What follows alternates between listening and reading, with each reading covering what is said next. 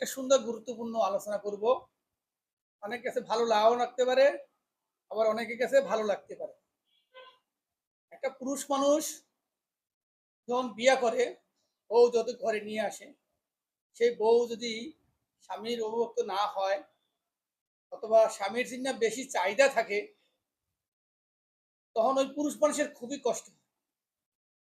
দাদা সেই পুরুষ মানুষ যত বড় চাকরি করুক, তার অর্থ সে ওই চাহিদা যদি না পূরণ করতে পারে, পুরুষ মানুষের অনেক কষ্ট থাকে। সেজন্য অনেক পুরুষ মানুষ আত্মহত্যা করছে।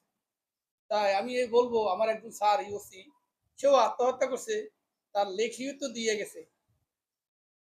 সেও এবার কষ্ট, তার বউর জন্য আত্মহত্যা করছে। সে কথা কেউ কেউ বলতে পারে না, তবে তার নিজের জীবন জীবন তো দিয়ে গেছে। সে কি এত কষ্টে তার জীবনটা বরবাদ করে দিয়ে গেছে? এটা কি ভাবা যায়? একটা পুরুষ মানুষের কত কষ্ট থাকে। কারণ একটা পুরুষ মানুষ যাতে একটা চাকরি করে, তার চাহিদা বউর পূরণ নাও করতে পারে, তবে বউর বোঝা উচিত যে কি জন্য সে পূরণ করতে পারে না।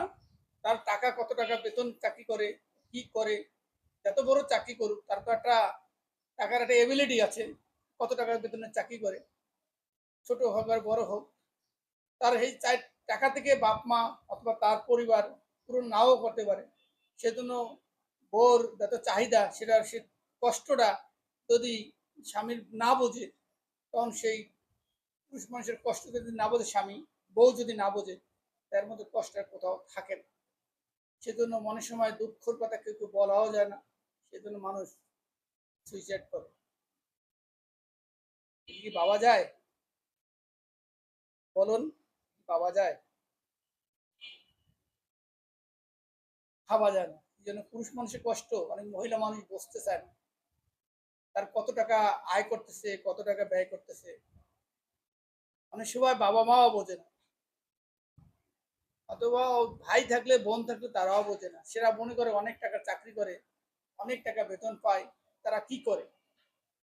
যে চাকরি করে সেই দুঃখটা বোঝে।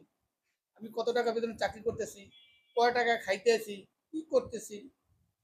যে চাকরি করে সে এটার মর্ম বুঝে, আর কেউ বুঝবে না। কেউ বুঝবে না, আমি নিজে বুঝি। কেউ বুঝবে না। মানুষ মনে করবে যে সে লাখ লাখ টাকার মালিক। লাখ লাখ টাকার মালিক সবাই হইতে পারে না। কিছু মানুষ হইতে পারে তার ভাগ্যের গুণে, অথবা তার এবিলিটির গুণে, তার আগে অর্থ আছে, সেটা দিয়ে সে ভাগ্যটা পরিবর্তন করছে, অথবা জমায় জমায় কিছুটা পরিবর্তন করছে। সেটা সবার ক্ষেত্রে হয় না। তাই বন্ধুরা, আমি বলবো, সব পুরুষ মানুষের ভিতরেই কষ্ট থাকে, সবার ভিতরে সুখ থাকে না। আমার ভিডিওটা ভালো লাগলে লাইক শেয়ার কমেন্ট করো। সবাই ভালো থাকো। আল্লাহ হাফেজ।